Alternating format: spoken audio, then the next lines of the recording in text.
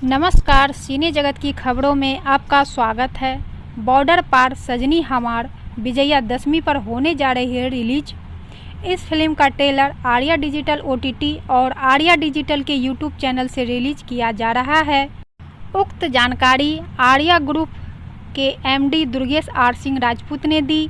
उन्होंने बताया कि बॉर्डर पार सजनी हमार का ट्रेलर 2 अक्टूबर को विजयादशमी के शुभ अवसर पर रिलीज हो रही है। Jai Raja ji film entertainment, Arya group of company, Arya digital OTT प्रस्तुत बॉर्डर पार सजनी हमार की निर्मात्री साधना सिंह, संगीत व निर्देशक रितेश ठाकुर हैं। इस फिल्म के मुख्य कलाकार हैं प्रमोद प्रेमी, विशाल सिंह, अन्नू उपाध्याय, शिखा मिश्रा, त्रिशा खान, राजू सिंह माही, हीरा यादव व अन्य कलाकार। काफ़ी अच्छी फिल्म बनी है, ज़रूर देखें और बताइए कैसा लगा। आर्या डिजिटल OTT अपने मोबाइल पर देखने के लिए अभी डाउनलोड करें। आप पाएँ मनोरंजन के 1200 से भी ज़्यादा मनोरंजन चैनल।